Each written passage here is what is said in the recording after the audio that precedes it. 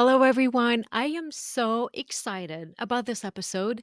This is episode 200 of the Mind Over Finger podcast.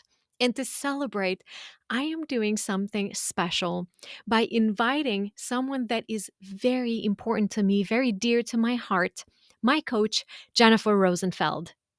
It feels very significant to have Jennifer interview me for this episode because Jennifer was the reason that so much of what Mind Over Finger is today has been able to unfold. With Jennifer's help, I was able to take this vision I had for Mind Over Finger and make it happen here in the real world. So, this is a very special episode coming up. I have no idea what Jennifer is about to ask me, and I think we're going to have a lot of fun together. And please help me celebrate 200 episodes of the Mind Over Finger podcast by leaving below in the comments what piece of insight from this episode or previous episode was your favorite or the one that really struck you the most. Which guest was the most impactful for you? And what was your best takeaway from all of the episodes? So, without further ado, let's jump into this interview of me by the one and only Jennifer Rosenfeld. Renee, I'm so excited to be here with you, and we have something so big to celebrate, which is your 200th episode of the Mind Over Finger podcast. Congratulations. Thank you. I'm so grateful to be doing this with you because you are an integral part of everything that Mind Over Finger is. So it really means so much to me that I'm celebrating this with you. Oh, well, thank you. I feel very honored to have been asked, and I've been reflecting on it because I think it's a really big deal to reach 200 episodes of a podcast. How many years have you been running this podcast now? This is season 6. It's amazing. It's amazing.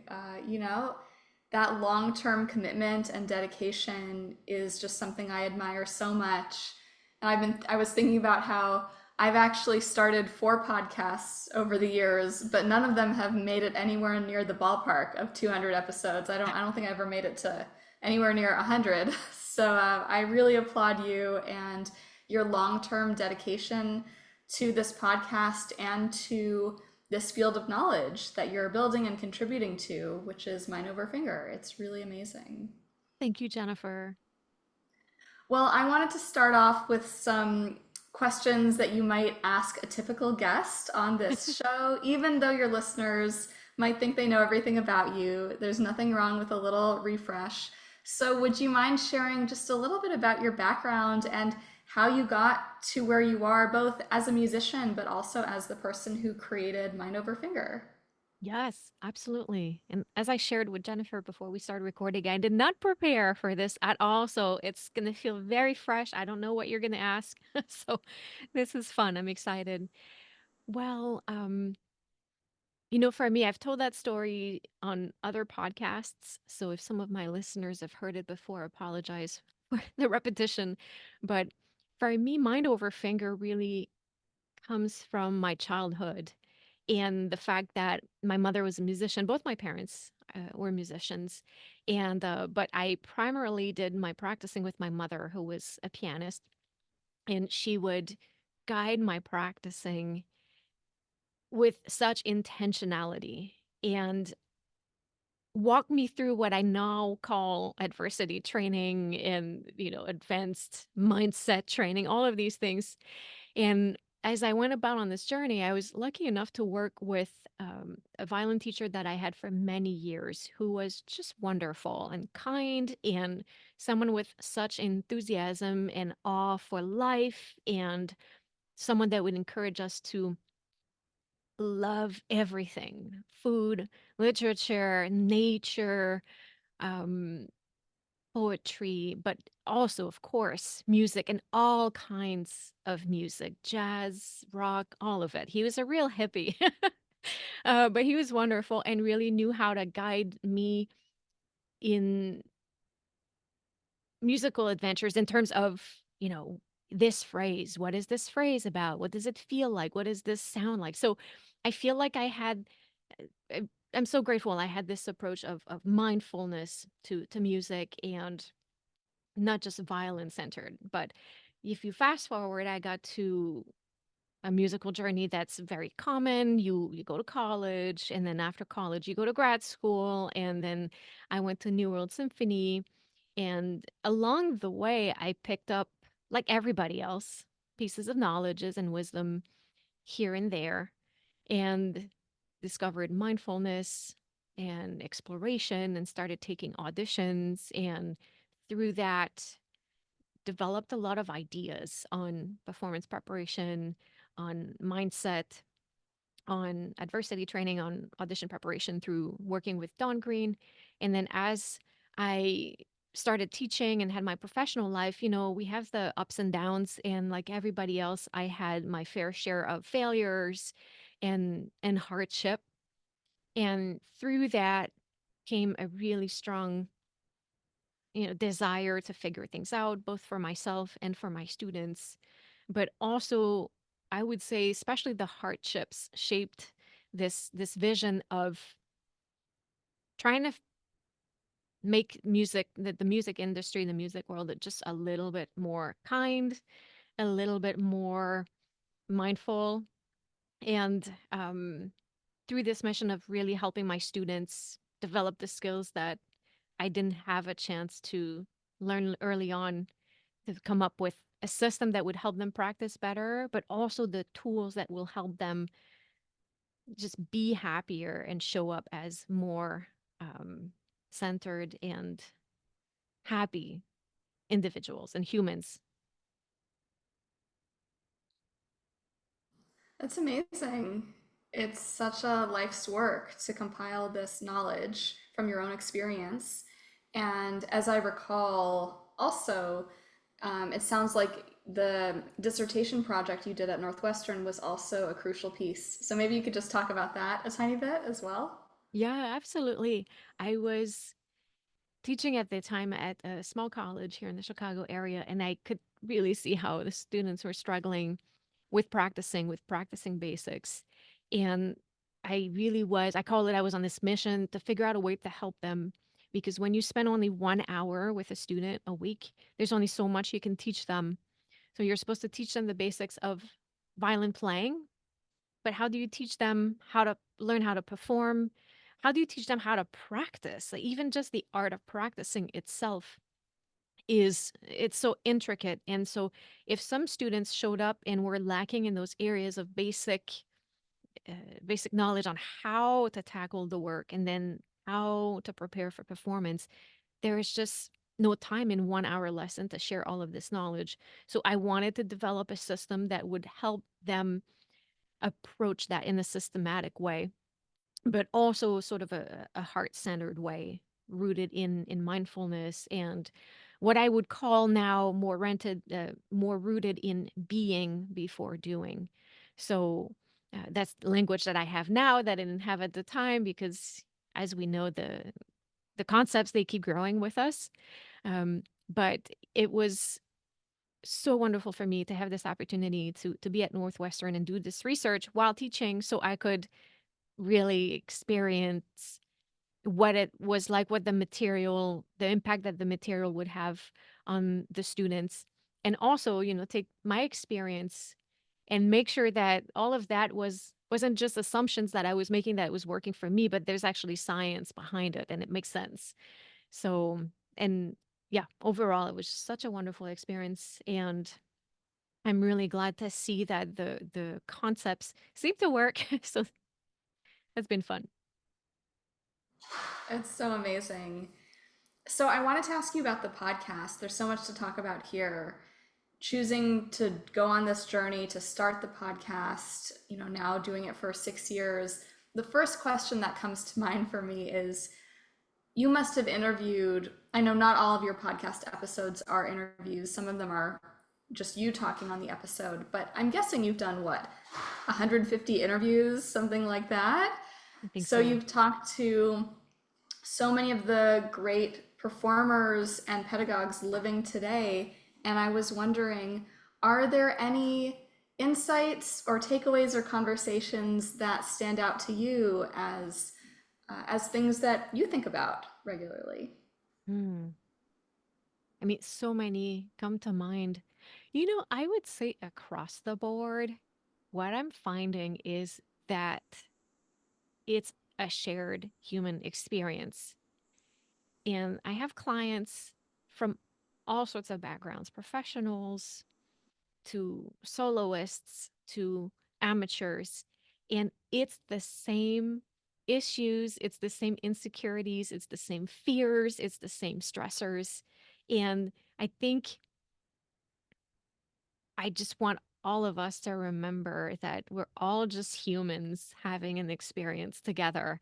So it's really interesting for me to see from guest to guest, so much of the same insight comes because, um, you know, everybody experiences performance anxiety, and it's always rooted in what we're thinking, in our feelings of inadequacies, and our fear of judgment, and our fear of failure. So there's always these common themes.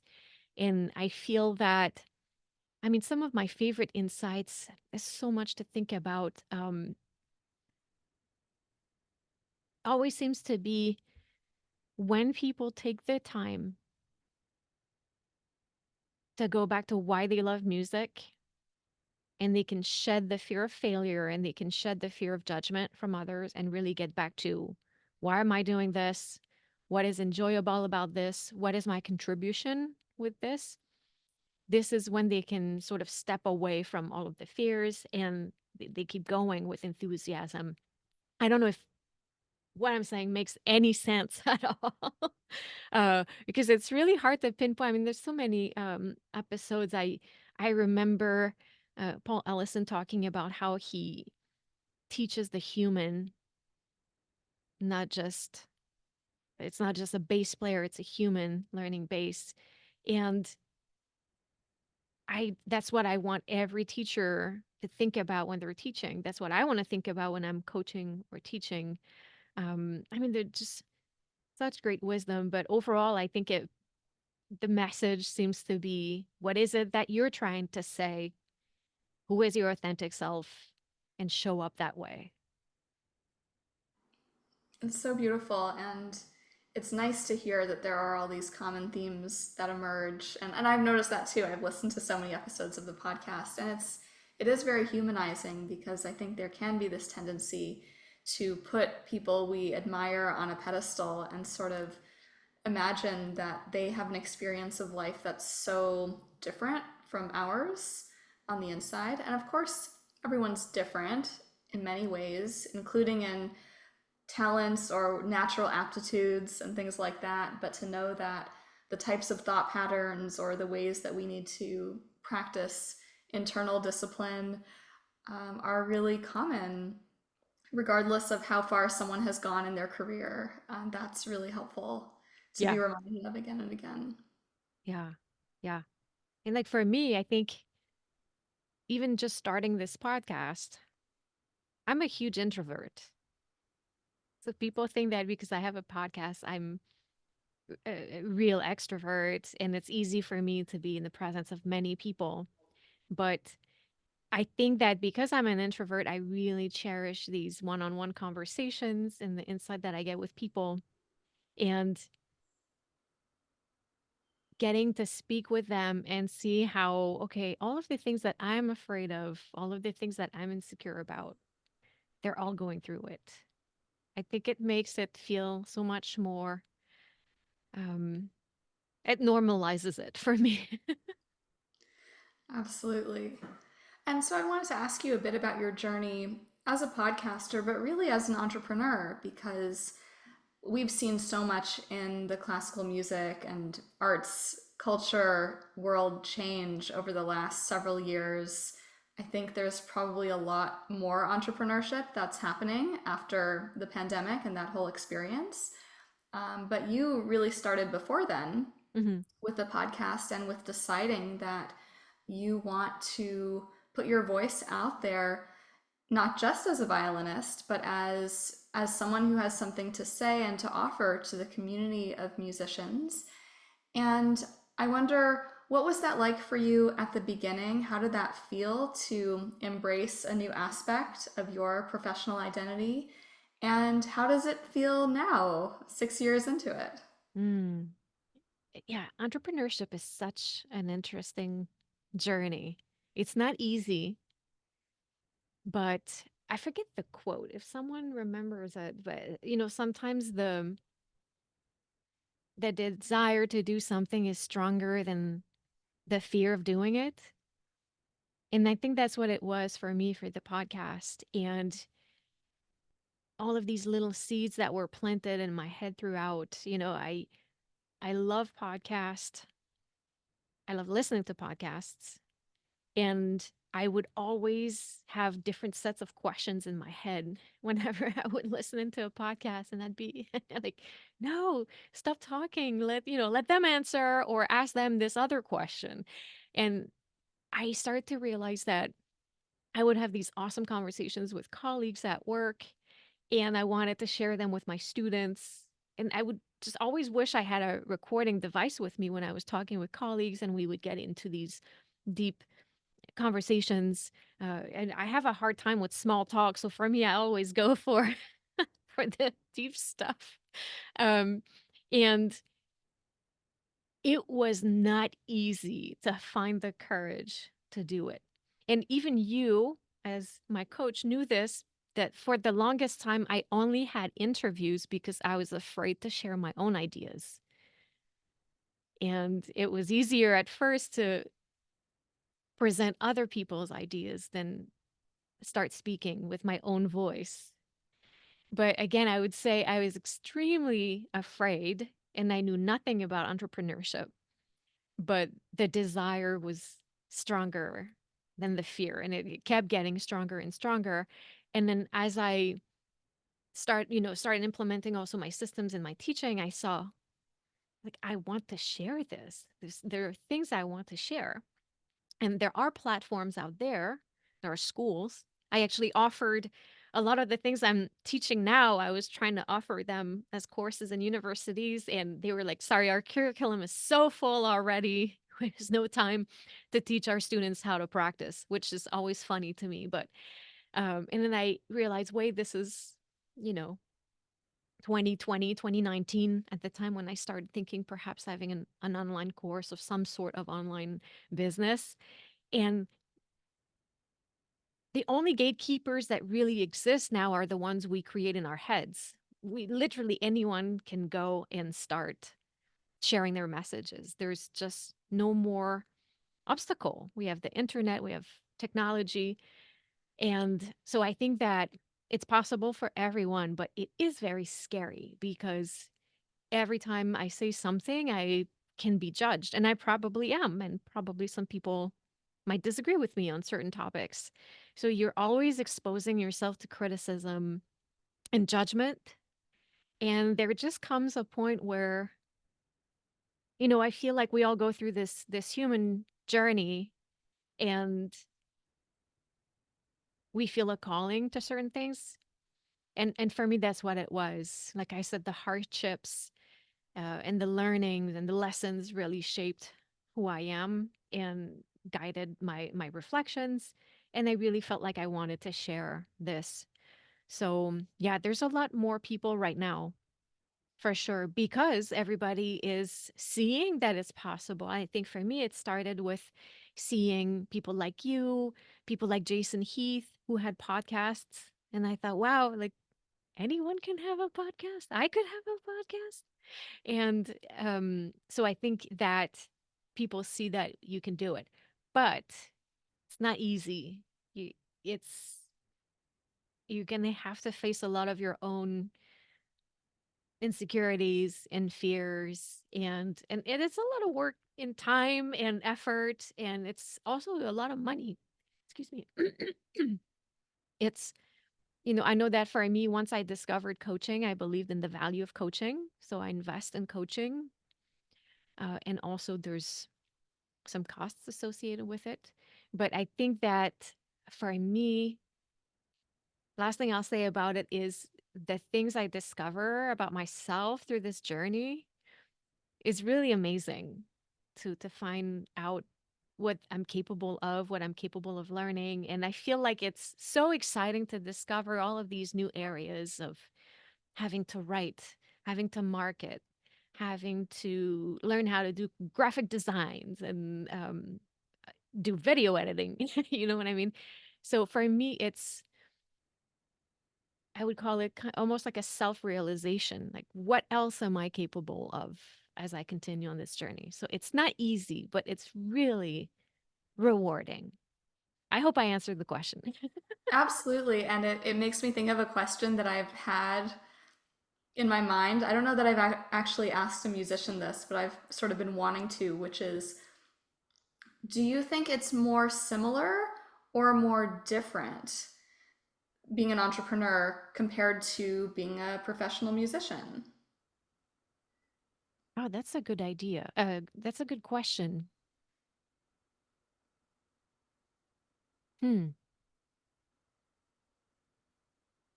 I mean, on the logistical level, of course, it's very different, but I think it's the same in the sense of you have to do it to get good at it. You have to Mhm. Yeah. practice every day. You have to hop on stage when you think you're not ready, and you have to release an episode when you think it's not NPR quality, and um, you have to learn as you go. You have to deal with awesome people, less awesome people. Yeah. Oh, that's a great question. I mean, that would be an interesting comparison to make and go more in detail. But I think that the the similarities are very striking. Yeah. Yeah. Yeah, I've thought about it for myself because, I've spent a lot of time in entrepreneurship and more recently spending time on my artistic projects. And I'll definitely have moments where it's like, oh my gosh, it's the same thing. And then I'll have moments where it's like, this is completely different from anything I've ever experienced, in Yeah. business. So, Or but I like think you it's, think yeah. you sign up for a performance and 10 minutes before you go on stage, you're like, why do I do this to myself?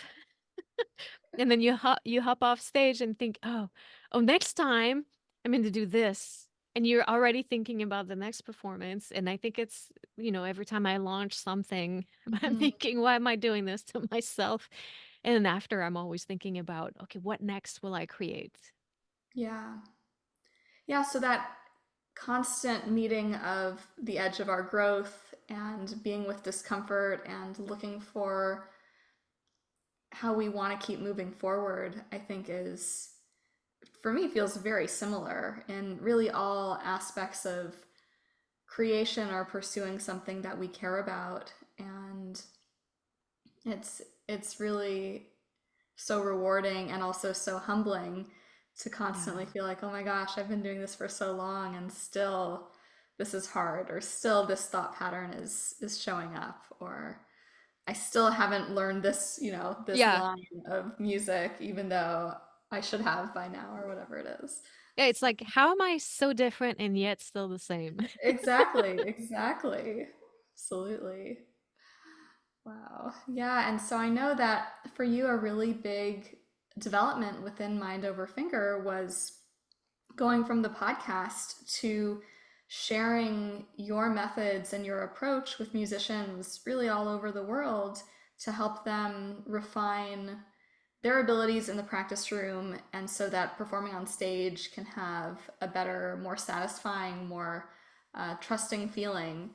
So I would love to hear about that, and I believe you have a new class of the music mastery experience opening up soon. So maybe you can share a little bit about what it's like to sort of create your own teaching environment and what kinds of students come to you, what it's been like for them.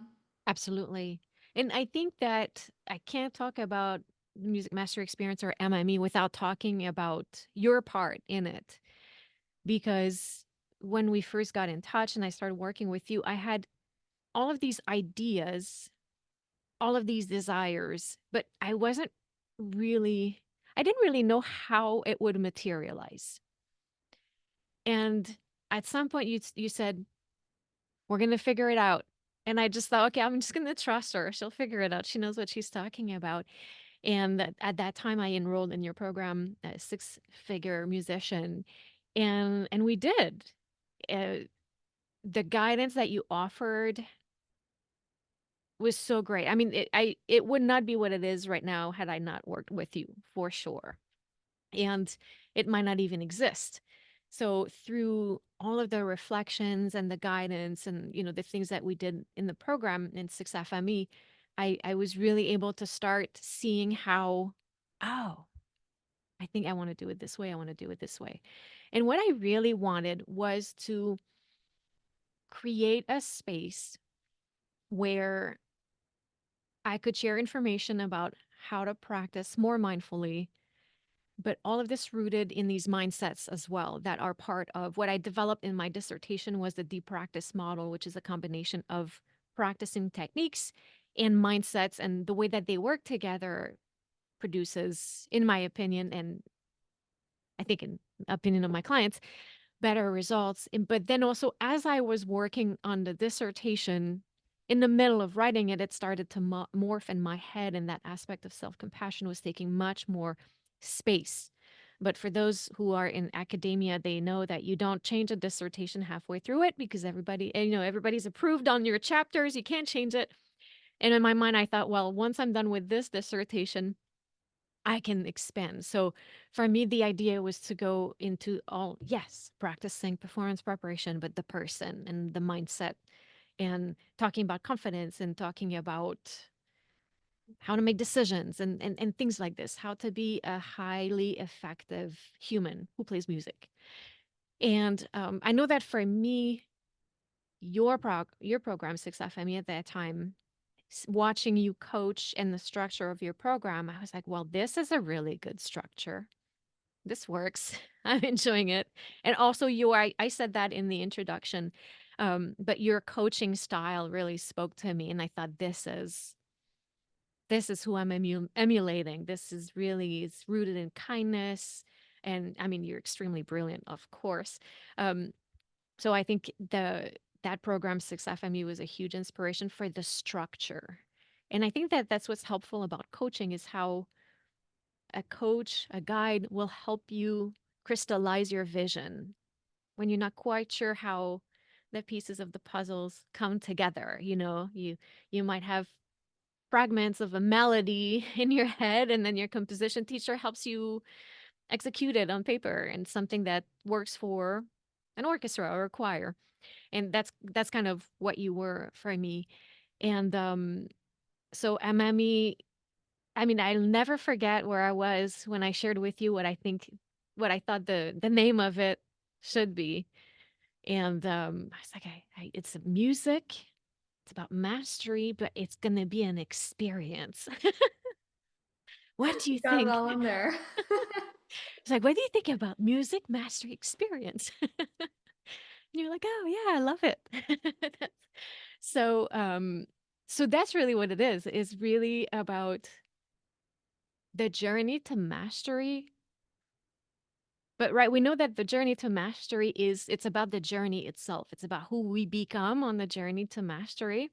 And mastery is whatever you define it as. There's no one set standard for mastery. So it's everyone's own journey to their own mastery. And we're sharing this experience together. And it's music, but things evolve. And for me, I feel like it is more and more about so much more than just music. As I said, it's the human who's playing music. And so it's been wonderful. This is going to be the sixth round. And since round four, what I decided to do is that once you're in the program, you're in forever. And for me, it was a combination of two things is I would have the program for a few months, then it would end, and then we wouldn't see each other anymore. And I thought that was so sad. So we become family through this shared experience, and then we wouldn't see each other. And also, I feel like once the participants had the basic information that I share at the beginning of the program, we were ready to have bigger discussions, and then the program was over. So I decided that why end this? So we'll just bring more people to the family, but once you're in, you stick around. And then, yes, we go back to basics once in a while. It's good to remind ourselves of, good practicing hygiene and performance preparation and all of that.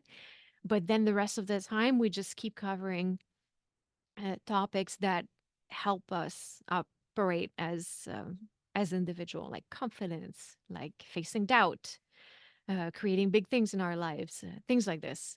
So yeah, music mastery experiences. It's really my baby. It's so much fun, and the participants are so amazing, and it really is a space for people to come where they are safe to talk about the real issues that we can't. Sometimes we don't feel. I mean, let's face it, we don't feel comfortable sharing those things with our colleagues at work. How inadequate we feel, and our frustrations and our fears. And this is the space where the musicians can come and we can unpack it and tackle it and offer support to each other and really get the insight that's within us to get to the next level, whatever endeavor we're pursuing. It's a really amazing program, and I say that from personal experience as well. I think I was in one of your early rounds, and then I joined again for the forever access. Forever. Yes. I was like, obviously, I want that. And right, like Yeah, people are in and out, and that's what I yeah, like about it too, is that I know that for me, coaching is something that I will always need and always have. But at times we tackle different projects and then we feel great for a minute and then stumbling blocks happen. Then MME is the place to come back to if you need support in that time. So that's what I love about it too, is that, participants, they can really hop in and out at whenever the need is there for them. it's such a valuable resource, and again, I didn't go to music school, but in getting to know you and learning what you're all about and what you're creating with your program, it really made me realize, gosh, I never learned anything about how to practice. And you and I were working together during a time when I was exploring a lot of new facets in my creative life too, and coming to you and getting resources for, you know, even thinking about things in a very fundamental way about how to practice, how to learn music. It was so helpful for me, even if I don't think I was always ready to implement every single thing that you taught because there's so many. But I know that my philosophy in working with coaches or taking a program for my own sanity, my philosophy has always been, if I get one good nugget from it, then it's worth it. Yeah. Because sometimes that's all I'm able to take in at a given time, or sometimes I have every intention of showing up for every session, but then life happens and I don't. And then I don't watch the replays or whatever Yeah. it is. And I think it can be really common for us to sort of get into a self-punishing cycle around that, in terms of like, oh, I didn't fully take advantage of this opportunity, and therefore I'm not worthy of doing things like this again. And for me, it's a form of self-compassion and Yeah. kindness to really look at, well, what did I take away? What was I ready to integrate at that moment? And whenever I get emails from you or see what's happening on Voxer, it's just so nice to have this additional moment of, oh, yes, this is still here for me, and these are things that I can continue to lean into as I need them. So it's such a valuable resource. And I think it's so powerful that as a community within music, I think there's a lot more acceptance and enthusiasm for the idea that we should be lifelong learners. Yeah. Like it's kind of a silly thing to assume that we should have learned everything we possibly need by the age of 22 or 26 or whatever it is, or whenever our last degree ended, and to have these ongoing opportunities to learn from great teachers who might live in a totally different part of the country or the world, and to keep on improving as our maturity is also evolving, I think is such a wonderful development that is happening that you are a part of. Yeah. Yeah. I feel like these reminders are so important. I need them all the time. And that's one of the reasons I love coaching too. Every time I coach, as I'm saying something, I know I'm the first one who needs to hear the message. Exactly. I am my first my first and most needy client, I think. Yeah. And and excuse me, it's one of these mindsets too in the deep practice model, which is that beginner's mind attitude, which is always come back to keep that beginner's curiosity and enthusiasm, but also monitor these fundamentals. It's so easy to forget it. And that's why I love coaching. I forget where I heard this, but someone was saying how you can't see the label from inside the bottle. So you Right. need, the coach to show you, to read the label for you. Yeah. And it's for me, I feel like things happen so much faster when I have the guidance and someone who shows me the inner works of my mind, It's so true. And, I've been working with coaches for, oh my gosh, so long, like over 10 years. And sometimes I have this almost arrogance where I have a challenge and I'm like, I can figure this out on my own because I've grown so much. And I don't need to go to the coach for this one. And then maybe I do just for good measure or for whatever reason, and I'll get a perspective that is totally unexpected to me, or a perspective that reflects back to me how I'm in a pattern that's very familiar that I thought I had outgrown but is still right there. And it's just it, like you said, it's sort of wherever we go there we are. And that, no matter how much we grow, there's still, the same version of us that Yeah. is maybe circling around the same struggles. And of course, we're evolving simultaneously, and we're still us with our unique makeup of experiences and patterns and all of that. Yeah. Yeah. Absolutely. Yeah. So, a question for you. As you reach this milestone, I know you have no intention of slowing down when it comes to mind over finger. Are there any wishes or desires that you have for the future for any aspect of the mind over finger category? Oh, that's a good question. Um, I just I see it continue to grow as I continue to grow, and I hope that I can um reach more people, of course, and that what I really would love to be able to help with really is make the classical music community a place where there's a lot of understanding and there's a lot of support and camaraderie. It's hard to say that word in English when you're French. You're Camaraderie. doing great. um, and where it's okay to talk about things, where there's more kindness, where uh let's face it, things are still harsh. It's harsh everywhere. It's harsh in every environment. I mean, every time I watch the news, I feel like, how are things not getting better? Come on, people, right? But I do hope that they can get a little bit better. And I hope that I can be an instrument of sharing that message. So I hope that I can continue to impact the lives of my current clients. And I hope that I can help, of course, and reach more people with these concepts because I just see so much suffering. And another thing, I mean, I didn't share this, but for me as a kid, I was bullied a lot. So bullying is something that really shaped the person that I am. And it wasn't until my mid 20s, like even late 20s, that I saw how it would show up in the way that I felt and the way that I was feeling such a strong need to protect myself and and really seeing how there's such a need for discussions on these types of topics of how everyone is suffering in their own way. How can we help each other? How can we overcome these traumas? And so I think that for me, that's why this became so, um,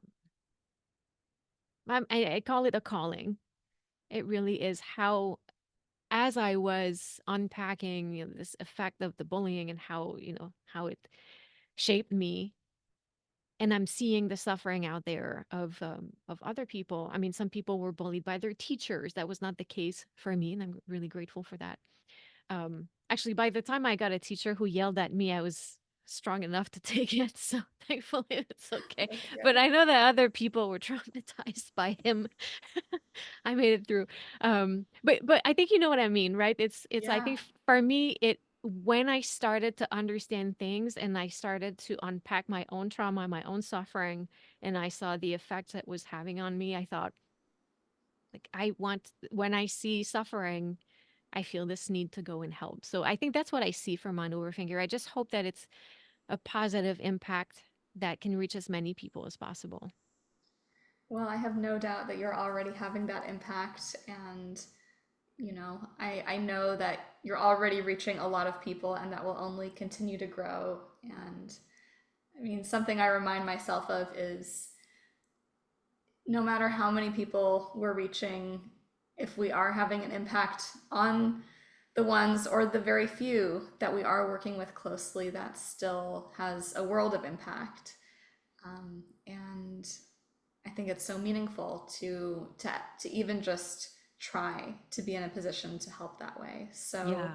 so Yeah. you're doing it, and it's an act of vulnerability too, of putting your ideas forward, or what you were talking about, of the question of how do I even organize this material. It takes a leap of faith because we can't perfect it in the absence of other people to see how it's actually working with them. Yeah. So I think it's just so admirable that you've been on this journey, and being in your world, seeing what's going on for other participants in the music mastery experience. There's no doubt in my mind that you have created a beautiful culture that's built on kindness and compassion and self-reflection and curiosity, and, as you said, really honoring the whole human, because of course the music we make is a reflection of the whole self, and it's really hard to separate out just that one facet without considering the fuller picture of who we are. So Yeah. I think it's Yeah. amazing you're doing all of those things. I'm trying. You're doing, we all do our best, and it's a Exactly. continual journey. For sure. So, well, before we wrap up, I have to ask you a few rapid fire questions. Yes, you do, because And this is a Mind and Over we Finger haven't discussed podcast. what these are, so it's going to be a real surprise. Um, okay, one question I wanted to ask you is, how do you maintain peak form while juggling family life, lots of playing opportunities, all of the mind over finger projects, as well as many other things that you need to do in your life? How do you do it? Oh, I'm glad you asked this question because I love a great Google Calendar, but I love talking about about this because I feel like figuring out a way to organize your schedule that works for you. It's an art that I keep perfectioning and changing. And so for me, the way that I do it is really detailed planning and calendaring. And for some people, I know it probably sounds like a nightmare to plan this way, but for me, it works really well. I have a whole training inside MME on how to calendar, how to use your calendar this way. And I make lists of all of the things that need to be done. And then I schedule them and I put them in my schedule.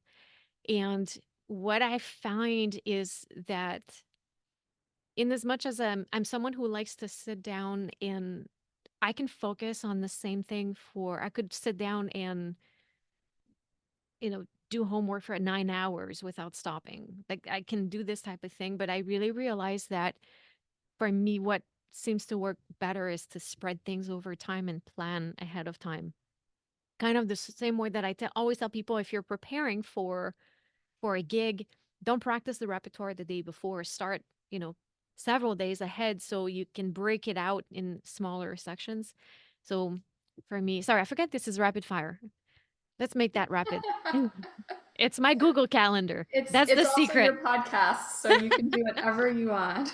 That's right. That's true. That's true. So in my Google Calendar, that's what I do, and really intentional planning of, okay, this is really will require this many hours of practicing, and I need to be in that type of state to do good work. So I'm not gonna practice at X hour. I'll plan to practice at this hour, and to practice at this hour, I need to do this later. And so I plan definitely days, if not weeks ahead of time.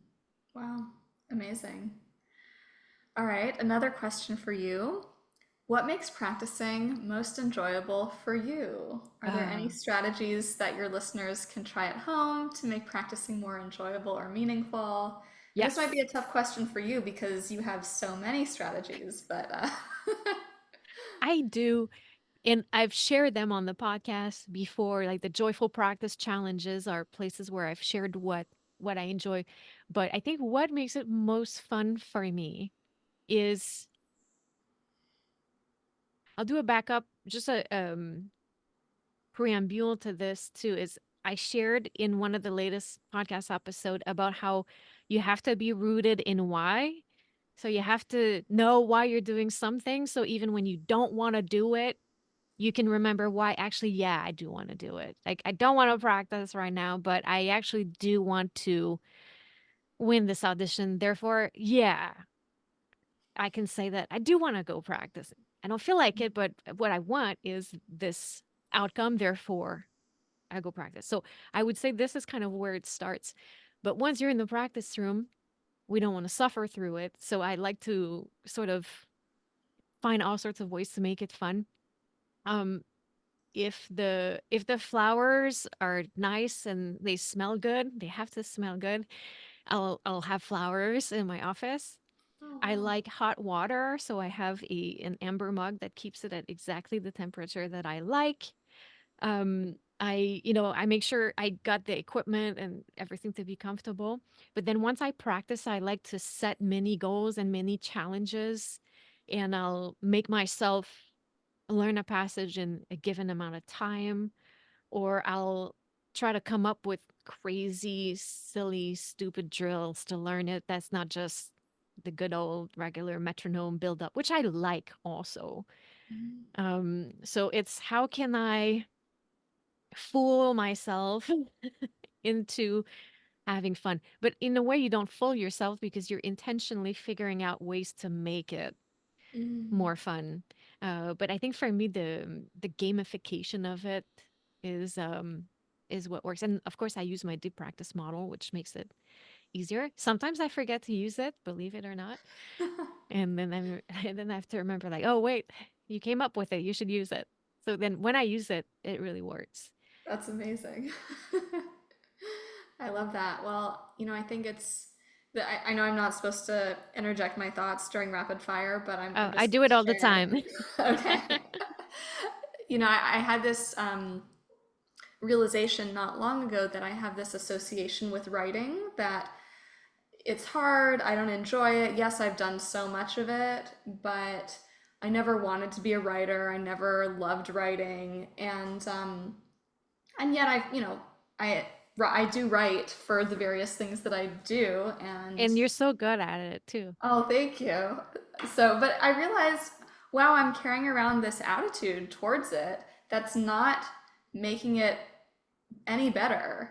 It's just reinforcing how much I don't like it. And yet, if I have this desire to do more of it, what happens if I start to shift that?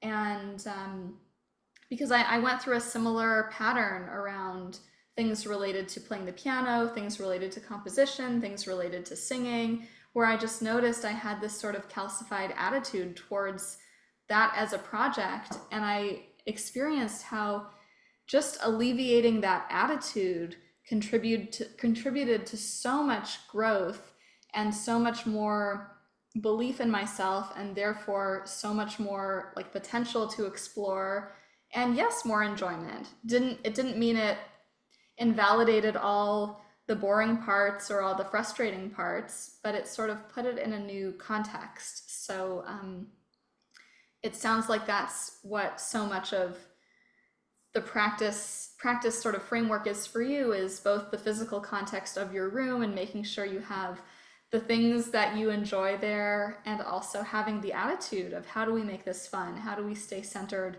on the goal, on the reason for it, how do we find in the moments of detail different ways to stay engaged and not just be kind of going through the rote repetitions Yeah. without intentionality. So Yeah. And one thing appreciate I that. love is uh, really working with that timer Hmm. and say, I have 5 minutes to do this. You gave me this. Ah! It's I right love here. that I love that you have it so close by. It's so cute. Yeah. And what there that reminds me of is that it's not going to be perfect. I mean, I was talking about this in one of the last episodes of the podcast where you have to be ambitious with the long term, but realistic with the short term.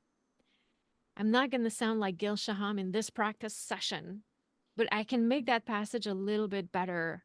If I set the scope too big, then I'm only creating suffering for myself and creating frustration because my expectations are just not appropriate for the context. So I think it's we want to adjust our expectations to the context and our current skills. So for me, it's okay, 7 minutes, make it better. And then by making sure that I'm set on something that is more realistic, that fosters more positive thinking. And I'm really set on making it better. So I'm efficient. But if I'm thinking, oh, it needs to be perfect, then I start to spiral with negative thoughts. And this is when it becomes really excruciating to practice this way. So one of the ways that I I, I don't know if it makes it fun, but at least it makes it not fun, is to make sure that okay, what is appropriate right now in terms of expectations, and how can I be efficient about it and just be objective and detached emotionally in terms of the way that I talk to myself. So for me that idea of improving it, I mean, right, everybody says it, improvement, not perfection, or I forget the exact quote, but progress, not perfection. So I think that for me that's like I said, I don't know if it makes it more fun, but at least it doesn't make it less fun. Well, that's a win right there, right? Yes. Amazing. Well, I guess one final question, which is there any message that you would like listeners to take away from your journey or from the overall philosophy behind Mind Over Finger? Yes. What's coming up for me right now is developing the habit, and it's not always easy to listen and trust your intuition. Listen to and trust your intuition. It took me years to realize that. And I feel like the younger generation, they're much better at this than I was, but I think I'm still from a generation where you just did what others did before you. I mean, you want to go in music, you go to college, you do this, and then once you graduate, these are the options. And I think that that's not how life is. And there were many outliers before, and I feel like the younger generations is more of a generation of outliers. They understand that a little bit better, but it's still scary for ourselves to ask ourselves questions, because when we start to ask ourselves what we want and what we dream about, it's scary because we might have to face failure, we might have to be uncomfortable, we might be judged. So a lot of us don't even ask the questions. Like for many years, I didn't even ask what I really, really wanted. It was more of like, okay, what can I do? So I think I would encourage everyone to ask the hard questions, like what is it that you want, and listen to the intuition when it answers. Then your brain will freak out for sure, but listen to your intuition along the way and understand that fear and doubt, uncertainty, discomfort, all going to be on the journey with you. They're going to be a constant part of the journey. It doesn't mean anything went wrong. It means you're doing it right. This is exactly what happens when you're moving forward. But when we can accept that and we accept that those things are part of the journey, then I think we give ourselves much better chance at a life that feels realized or fulfilled. Mm, beautifully said. Well, that's great advice for all of us. And sometimes actually listening to our intuition produces answers that are very inconvenient or Mm, not the ones we wanted. but but you're so right. Having that moment of truth with ourselves is one of the most valuable gifts that we can give to ourselves. So I love that that's really a core principle behind all the things that you do and that you're putting out into the world. thank So, you. congratulations, Renee. Episode 200. You are the perfect guest for this episode. And I'm so honored that you asked me to have this conversation with you. Oh, I'm so grateful that you accepted and said yes. Like I shared before, you were such an integral part of this. I mean, you're someone that I've modeled and drew inspiration from. And I'm just so grateful that you came in my life. And yeah, it really means a lot that I can celebrate this with you. Thank you.